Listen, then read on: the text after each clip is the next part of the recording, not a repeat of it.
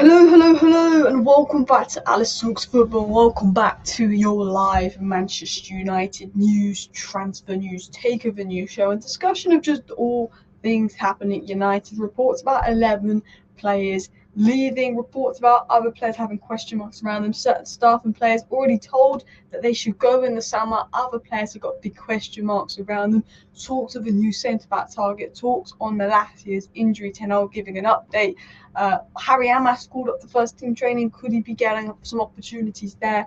And then just general talk about United as well. Like, what do we do in terms of the transfer market? Do we go for someone like Inacio with this whole Shaw or Martinez injury thing? We'll have a discussion about who you guys want to sell, who you guys want to buy, and more. So please do hit that like button if you have not already. Of course, subscribe down below if you're new. We're going to dive into the first story, but do get involved in the chat, because I do want to hear your guys' input on this. And as always, like, subscribe, and share. So it was said that Manchester United are prepared for a squad clear out this summer to help speed up progress on the pitch under Sir Jim Ratcliffe, and there's question marks over the future of as many as 11 players. These are including Eriksen, Varane, Casemiro, Maguire, Scott McTominay, Wan-Bissaka, and Lindelof.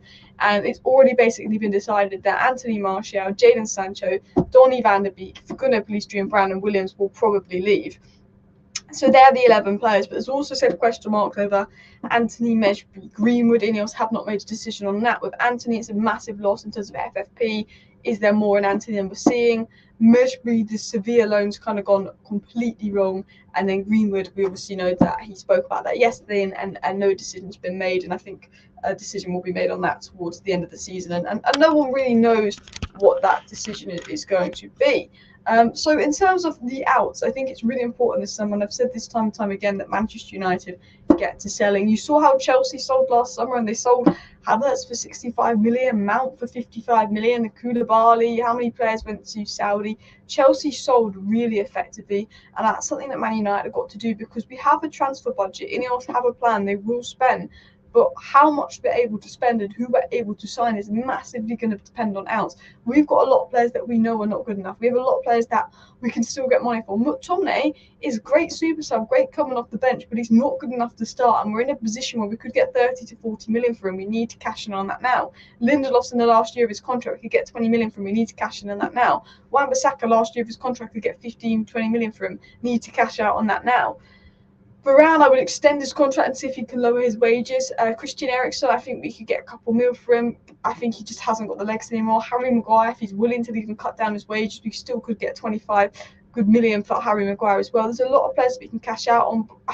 Jadon Sancho's kind of flopping on loan, and I was really hoping that Jadon Sancho's loan was going to be good at Dortmund. Like, I know that, you know, Sancho was a bit of a knob, and that some people were teaming with Ten Hag over Sancho and all of that.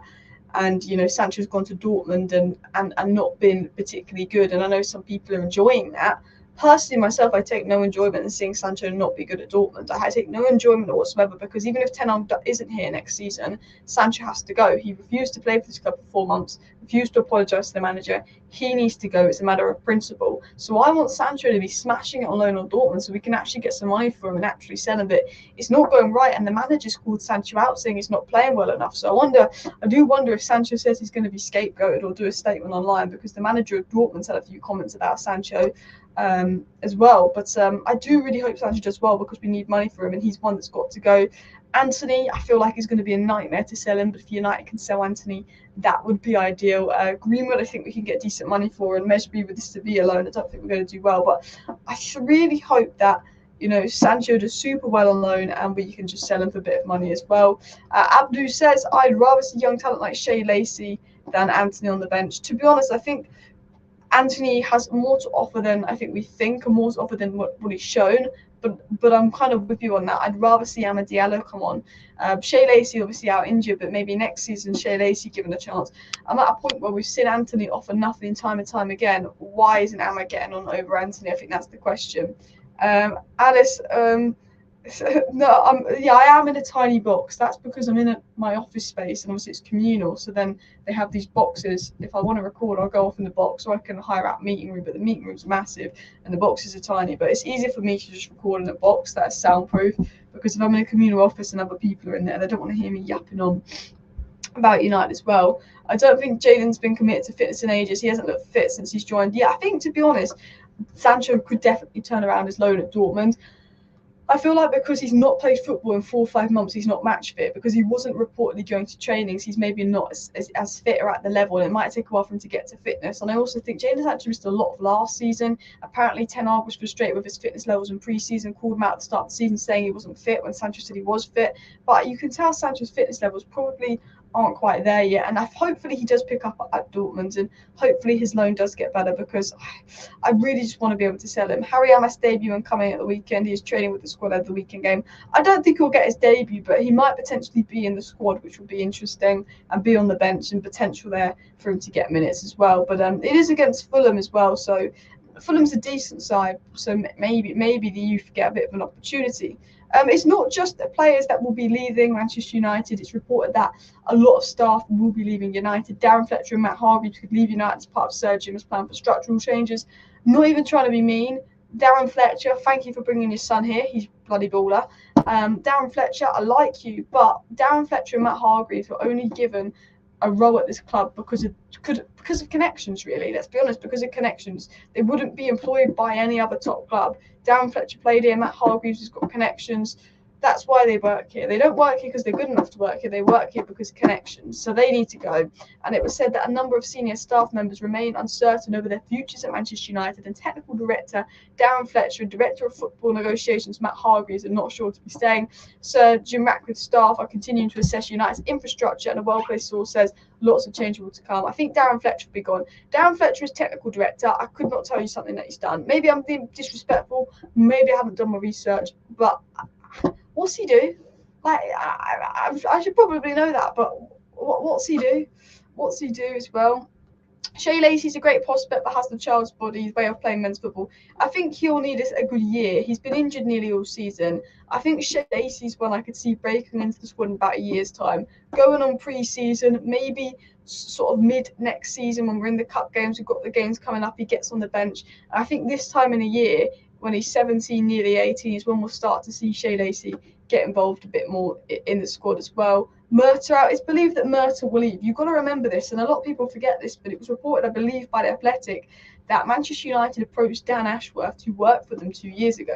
Man United went to Dan Ashworth, said, we want you to work under Murta. Dan Ashworth said he didn't want to work under Murta, which is fair enough. You're appointing Dan Ashworth to work under John Murta. You're telling me John Murta, this is how stupid the Glazers are. This is how stupid Arnold is.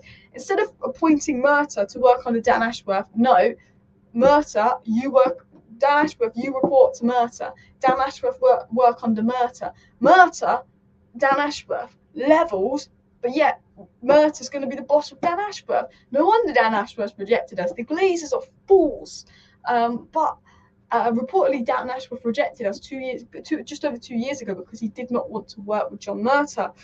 So I also have to say, John Murta's gone. John Murta will be gone, and he'll either be demoted into a role where he hasn't got such a higher role as he does have, because I think John Murta, before his promotion, was actually quite good at United, but he's got promoted into a role that is a role that really someone who's a footballing person who's got the experience of that role should be. John Murta could be at that role at a smaller club, but John Murta can't be director of football at a club like United when he has not got that experience, because we are Manchester United. We're meant to be the biggest and best club in England. John Murta was all right when he was doing work in the academy, but John Murta's role is just way beyond what he's meant to do. So either he'll be demoted or either he'll be gone. I think that will be the case with John Murta. Alex said Jim wasn't my first choice, but especially watching the Newfall interview, I quite like what he said. Yeah, I'm 100% with you. Jim wasn't my first choice. I was very clear I wanted Qatar, and I am clear on actions will speak louder than words, but the action of Dan Ashworth, the action of Omar Barada, getting it done, moving, getting it quick. What Jim is saying is he doesn't need to make money out of United because he makes enough money with Ineos. The motivation is not money. Jim is saying it's all about being on the pitch. I like how Jim was very much being criticising how we've been run the last 10 years. Jim was criticising, saying Man United have not been where they need to be the last 10 years. It must be the environment because so many good managers have failed, and these are good managers, but why are they failing United? It must be the environment. Something's wrong with the environment. I like that Jim is critical, saying the problem is the environment, the problem is the structure, the problem is how this club's been run the last 10 years. We need to fix that because we want Man United performing. We want to win titles. We want to win Premier Leagues. And I think, Jim Ratcliffe's interview was a very, very good interview, and I was personally impressed with it as well. He makes the tea, Alice, in response to what does Darren Fletcher do. Honestly, guys, probably as well. Also, no one wanted to work for Glazers without Brailsford connection. We weren't getting Ashworth, which is a very good point. Brailsford actually convinced Omar Barada to come, which probably helped us in our chances of landing Ashworth. But also, you've got to look at it as well and say, well, actually, not just Omar Barada, but Dan Ashworth obviously has good links with Brailsford. I think the fact that they know that now they were reporting to Jim Ratcliffe, who is actually a good businessman. You can say what you want about Jim Ratcliffe, but the Glazers inherited their business. The Glazers inherited their money.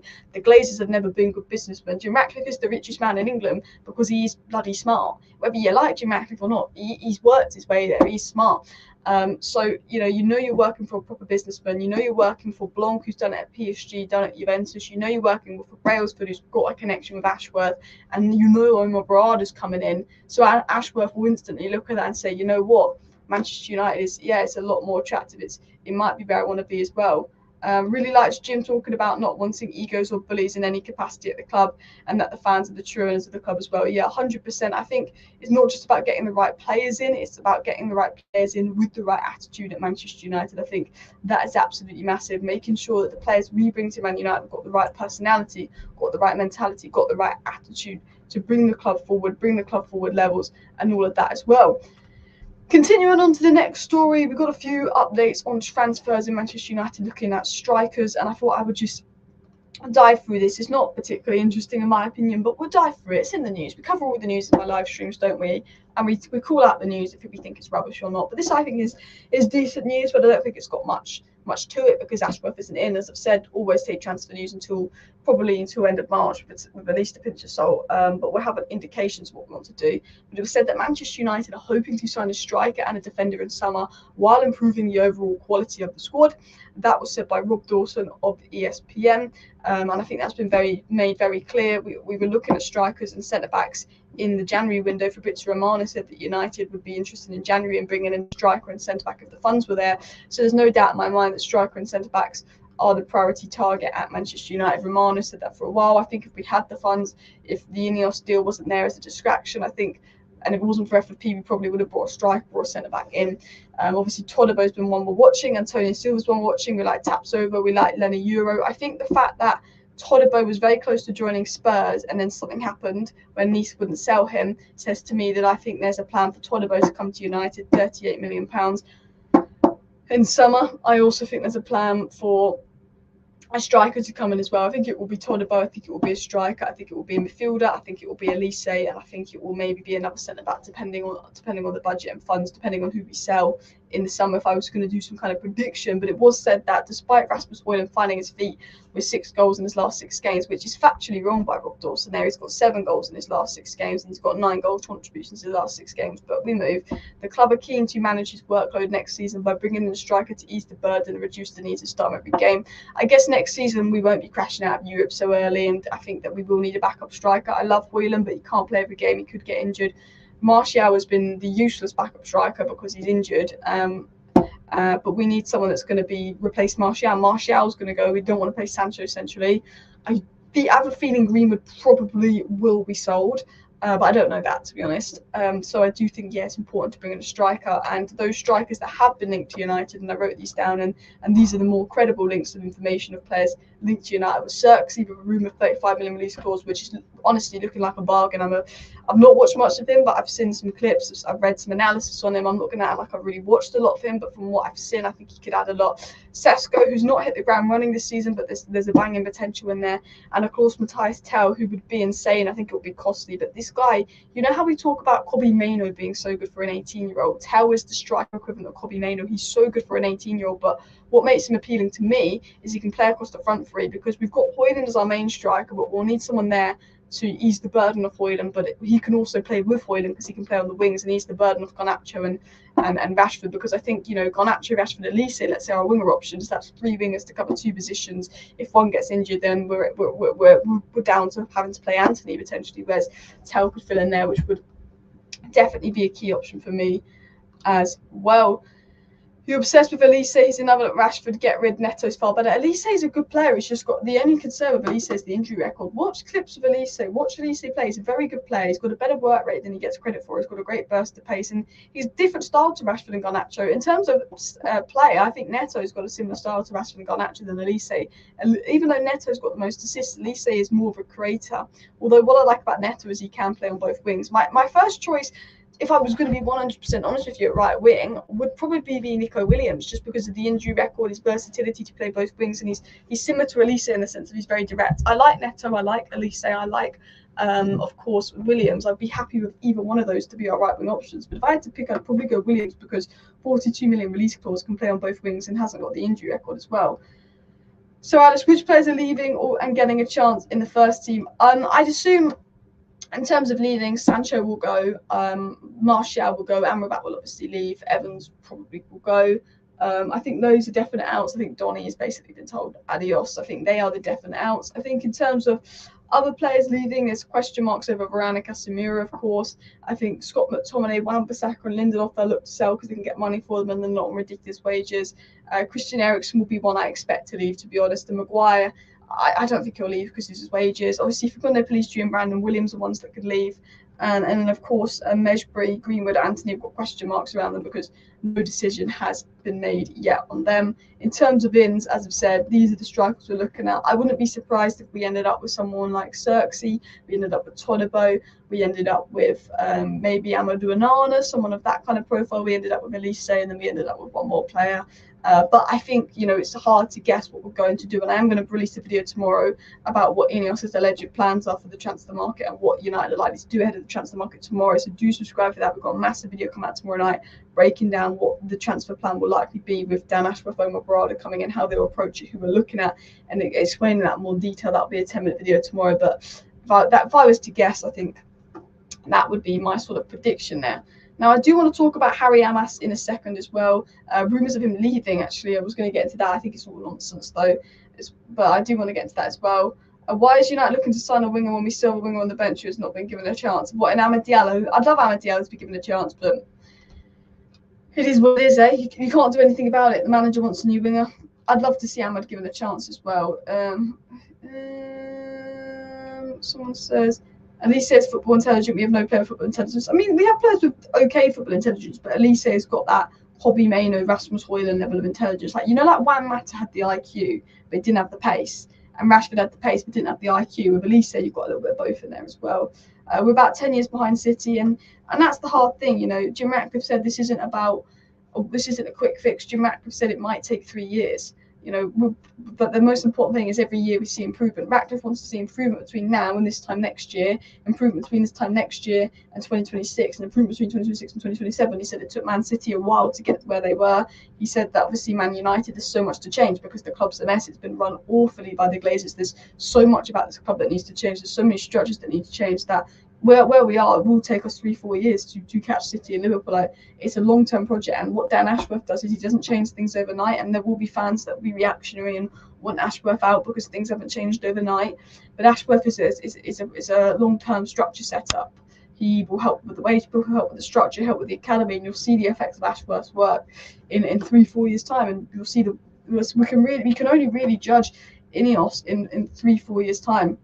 We can judge what they do in the transfer window, we can judge what they do, but we can't call them a failure until where we are in 4 or 5 years' time. I will say that now. Elise is a technical ball who presses well. Anytime I watched him, he's impressed me. Yeah, I really like Elise. If Elise was guaranteed to stay fit all season, I would 100% go for him, especially with reported 50 million release clause. I don't think it's too bad. Amad is a very versatile player who we've not given a run of games. We'll see what it's about. I'd love to see Amad play more. I'd love to see Ten Hag give Amad a run of games. And it's a shame that it looks like Ten Hag isn't willing to give Amad a run of games. But I also think it's very early days. He's come back from a big injury. Maybe he's managing minutes. The only question mark was Forson was coming on over Amad. Forson did get an assist, and Forson was very good when he came on. But, he was very keen to bring on Forson, but seemed a lot less keen to bring on Amad, didn't he? Which was interesting, but I think maybe it could be just managing minutes, and then hopefully that's the case as well. Rashford's not going anywhere. Yeah, no, I don't think Rashford's going to go anywhere unless a big bid comes in from PSG. can't see Rashford going anywhere. And Elise's a fitness concern. Elise looks like it ended up at Chelsea. Let's hope not. Well, they've got Cole Palmer that can play on that right side.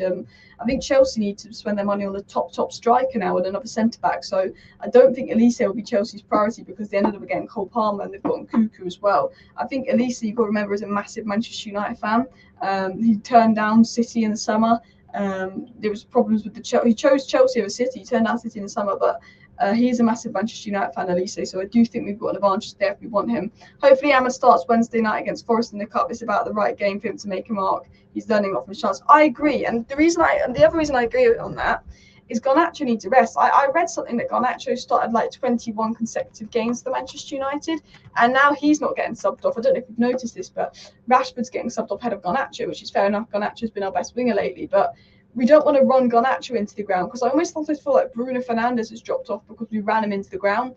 Rashford dropped off because we ran him into the ground. Luke Shaw, we played injured. We don't want to run our players into the ground, especially when we've got important Premier League games coming up. So if I'm Ten Hag, I'd put Garnacho on the bench versus Nottingham Forest, and I play Amass. I don't think it's going to make a massive difference. You can bring Garnacho on if you need, but Garnacho's basically played and started every single game since the 11th of November. So Garnacho has played, I think, 20 consecutive games and pretty much 90 minutes in all of them. So it'd be nice for Garnacho to be given a little rest and Amass to come in as well. Can United buy Barella? I think he's one of the best in that position. I'm a big fan of Barella, but I don't think he's one of those players that's going to leave Italy, and we've not really been linked to him other than crappy Italian sources probably trying to get some clicks and sell a story as well. I don't think Eric Ten Hag is going to give Amass the minutes, unfortunately. I don't think Amass will play versus Forest, but I'd like him to. We missed a trick with Leonardo. It's almost a goal per game since his move. I know. I was talking about Marcus Leonardo. Was it 15, 16 million? I was talking about Marcus Leonardo. United should sign this guy 15, 60 million in the January window. Second striker to come in and help Højlund. He's going to leave Benfica in about 2 years and be bish bash bosh out as well. What's going on here? Sorry, someone's making up some fake news on Twitter. I was just reading it to make sure it was legit and stuff as well. But I'm really annoyed we missed out on Marcus Leonardo.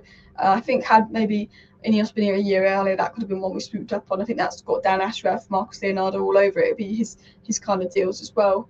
What's new? Alice just got here. We've just been talking about the players and the staff that are set to leave. Scroll back to the live stream if you want to hear about staff and players that let to leave. We're having a bit of a convo. We're going to have a convo on the latest on injury front. We're going to have a convo on Harry Amass. So there was reports coming out from a dodgy Newcastle source that Newcastle United have approached Man United's promising 16-year-old right winger Shea Lacey for their under-18s team, and they're offering first-team promotion with 2 years, same as the new recruit Man City player Alfie Harrison.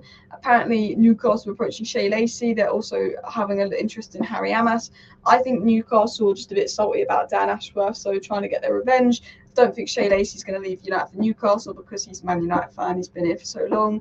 He's been injured as well. I think he'll be fine. I get why Newcastle are going for him, but I'm not worried about Shea Lacey going to Newcastle.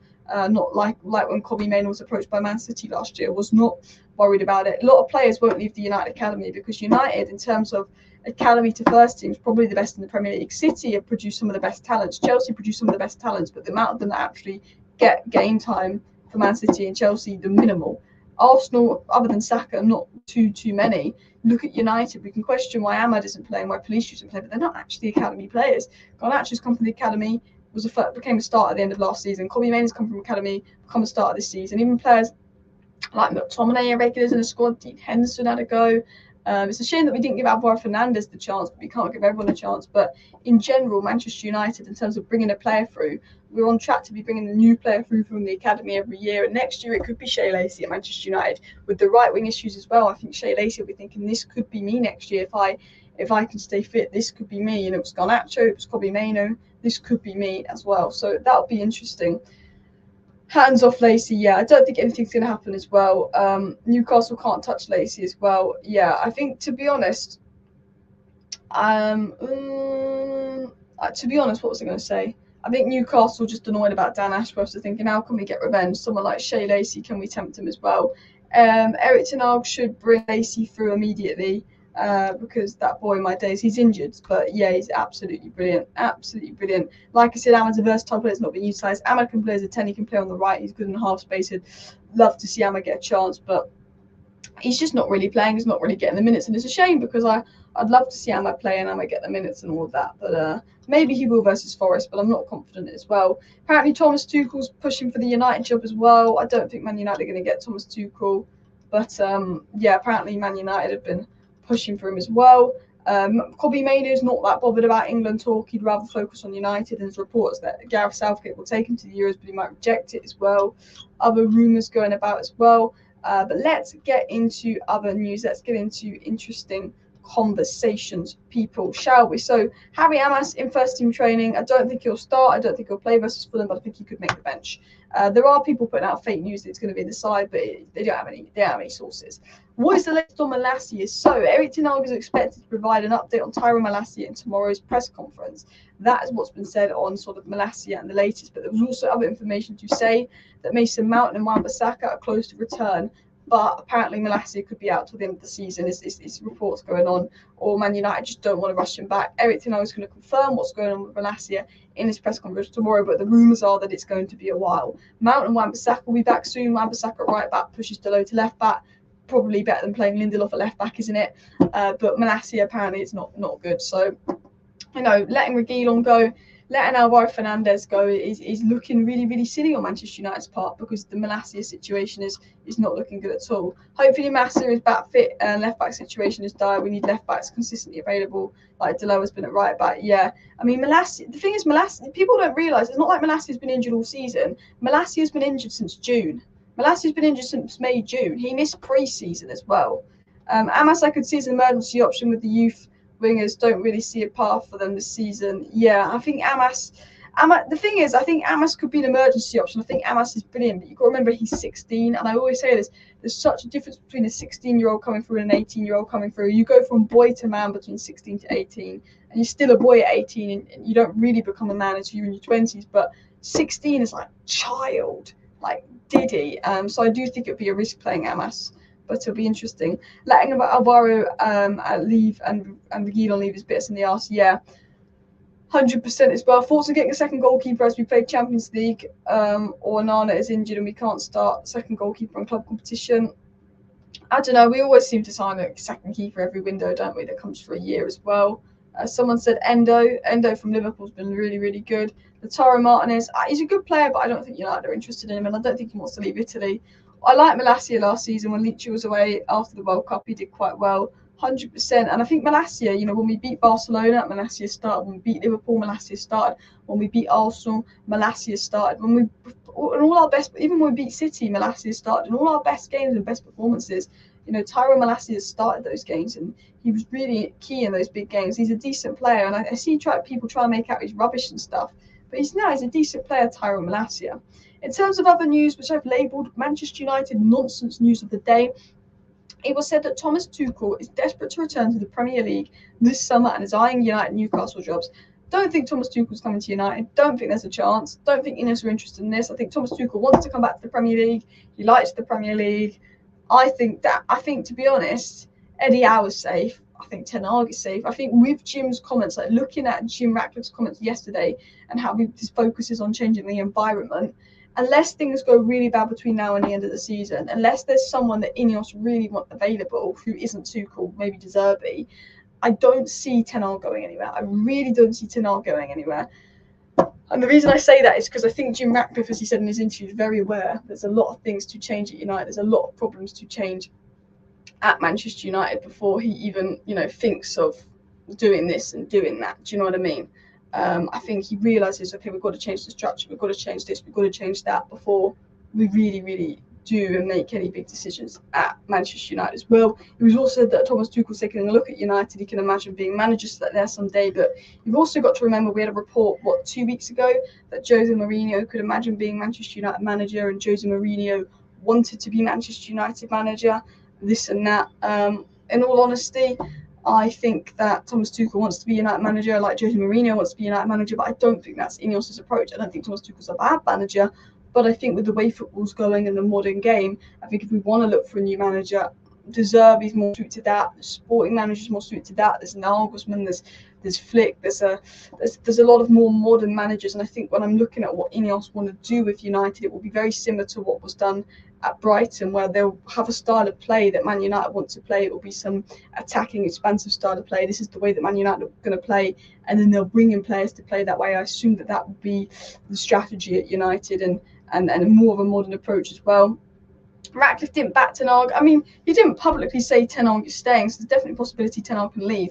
But I don't think any decision on Ten Hag is going to be made till the end of the season, in my honest opinion.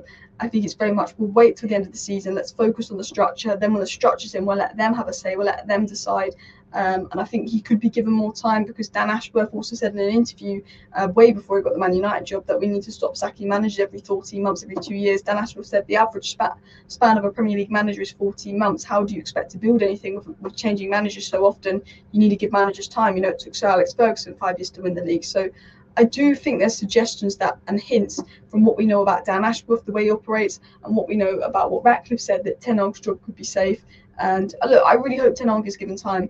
And generally, even though there's some flaws in Ten Hag's tactics and he's stubborn and he frustrates me, I just think that unless Pep Guardiola or Jurgen Klopp wants to walk into this Manchester United job, other candidates we're linked to doesn't really fill me. But I also think, well, let's see what he does, because at Ajax with a good structure, he won 4 league titles in a row, and Ajax hadn't won anything for 5 years before he came into Ajax. Last season, he took us from 7th to 3rd, winning the FA Cup. He showed when everyone's fit his capability. The thing about Ten Hag is he's a ceiling raiser, not a floor raiser. Ten Hag can't get the best out of average players, which is something that Ange Postecoglou's done, but he can get good players playing well to suit his system. If you suit Ten Hag's system, if you're a good player and you play the way that Ten Hag wants to play, he can get the best out of you. What he struggles with is getting the best out of players that aren't Ten Hag players. And because the recruitment's been bad at United, and because the recruitment's been poor, Ten Hag hasn't been able to get the best out of these said sort of non-United players as well. I do apologise, there's a bit of lag there as well. And Sargi and Flick are proven managers for sure. I'd at least give Ten Hag another season under new structure and improve recruitment. And as I said, while people would blame Ten Hag for recruitment, if we had a proper sporting director and if we had proper people in, a lot of the players that Ten Hag signed wouldn't have really been signed by United. There's been 16 signings under Ten Hag, and 10 of those 16 signings have been loans or players over 30. Only 6 of his 16 signings have been long-term, one of which was Anthony, which has just proven to be a massive waste of money.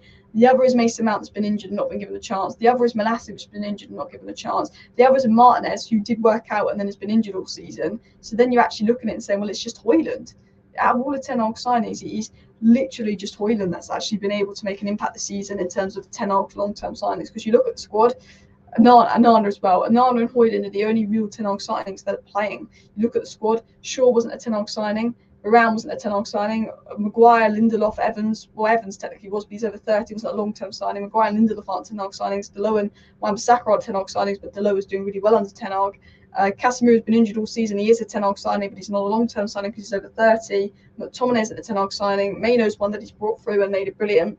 You actually look at United, there's only Højlund and Anana that Ten Hag has signed for a long-term plan that are playing United regularly. Obviously, Martinez will. I assume that Mount will. I assume Malacia will have a part to play, and I think it will probably end up going. But really, not much of the squad is actually made up of what Ten Hag wants.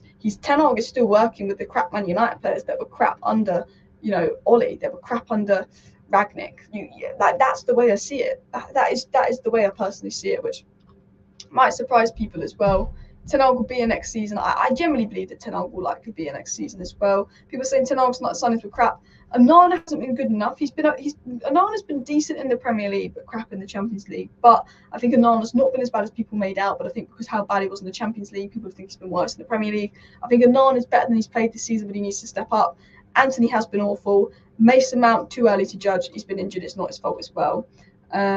And he didn't get his first options bar Anthony. Yeah, you've also got to remember he never got his first choice signings bar Anthony. He wanted Frankie de Jong. We get Casemiro, who I like Casemiro, but he's totally different profile to Frankie de Jong. Frankie de Jong is a technical player, progressive player that likes to play the ball out, is very comfortable in possession. Casemiro, not comfortable in possession, is more of a sort of like a Paulinho, someone that's not very comfortable on the ball, not very comfortable in building out from the back, progressing play, but someone that likes to be, the protection for the back four. Two opposite players. If you've spent all summer trying to get Frankie de Jong and then you get a player that's a completely different profile to Frankie de Jong, whatever Ten Hag's plan was in the summer, he had to massively change last season, and he got there with that adapting it. And he wants to go back to his original plan this season. He hasn't got the players to do that, so we're struggling. And then when we start to see what Ten Hag's trying to do, because we have Martins and Shaw back, we're like, okay, this is interesting. Martins and Shaw get injured right away as well.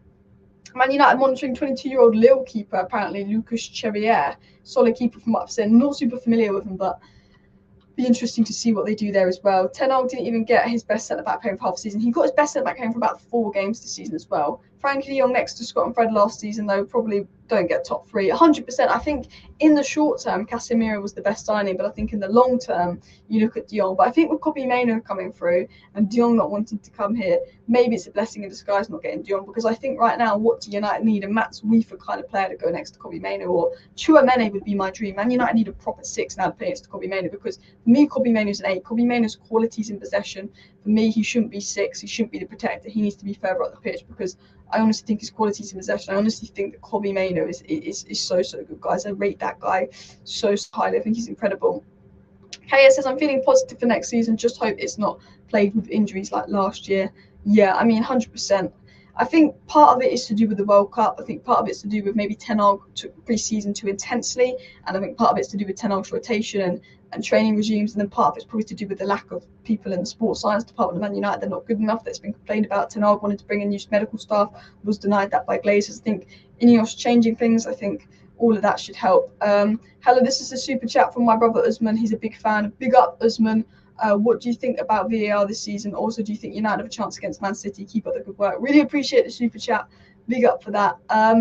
Do United have a chance against City? I think, is it at the Etihad? I feel like it's at the Etihad. Man United versus Man City. Our next game is at the Etihad. So, in all honesty, no. I think if Martinez and Shaw were fit, I would have a bit of confidence, but I think with the players that have been injured and the fact that City have the title on the line, I guess we have top 4 on the line, but City have the title on the line, they're going to be fighting. I think that we could maybe get a draw if we play like we did against Liverpool and absolutely park the bus and fight for that 0-0 draw. Maybe we can get a draw out of City. They did drop points and only just beat Brentford. I think it's either going to be we're going to fight for a 0-0, 1-1 draw, or I think ultimately they probably will win. And thoughts on VAR, I just don't like it. I think the problem with VAR is you saw Man United, you saw Romero, the red card, not Romero, the handball on Romero when Man U played Tottenham, no penalty given. Then when Tottenham played Arsenal, it hit Romero's hand, Arsenal got a penalty. You see Højlund being brought down in the Arsenal game by Gabriel, and that's not a penalty for United. But then when Højlund touches Rodri in the Man City game, Man City get the dodgiest penalty ever. I think with VAR, it's the lack of consistency. I think if VAR was used properly and VAR didn't have to intervene so much and VAR just let the game go, and they only intervened when it was clear, and they sort of gave the goal scorers the benefit of the doubt to an extent, and they weren't giving silly soft penalties that are changing the dynamic of the game, I wouldn't mind that. But I think VAR's intervening too much. I think VAR's taking too long. There's too many breaks. And then I also just think the consistency. Why is that not a foul on Højlund versus Gabriel at Arsenal? But why is, Højlund fouling Rodri all of a sudden a penalty? Why are Arsenal getting a penalty for something Man United didn't get a penalty for the exact same thing 2 weeks ago? It's the consistency as well. And that's the big frustrating thing. But appreciate the super chat as well. Big up everybody in the chat. Maguire may be out for the weekend, so it could be Delove, Varane, Lindelof, Evans. Nick, that's not promising. That's not promising. Gaz says we'll get spanked by City. We might. You never know.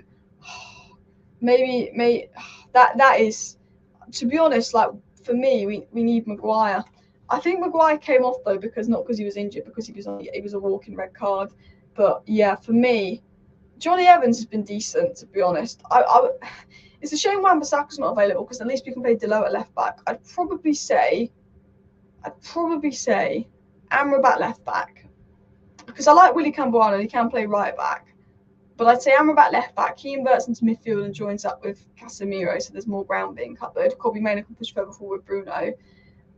Hope Rashford tracks back. Evans, if Maguire's not available, Evans, Varane, Delove, probably. But to be fair, I'm open to giving Willy Camboano a chance at fullback. I just don't want to see Lindelof at fullback. He's not got the pace. He looks dodgy. He looks scared of defending. Don't want to see Lindelof at fullback. Just sell him. For me, Camboano, Varane, Evans, Delove. A lot of people are saying that. Kambuala should play. It'd be nice to see him play. He was good in that West Ham game, to be fair to him as well.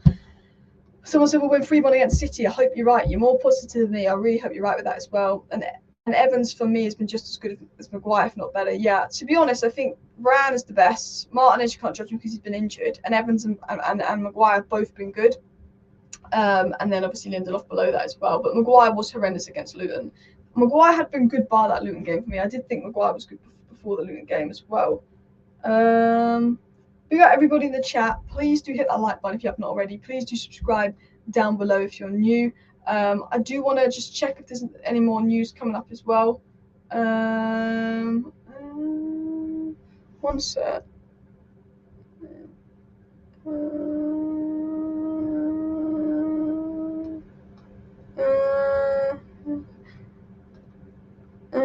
Oh, sorry, I was just reading some news, but I don't think it's true. I think someone's just making up crap.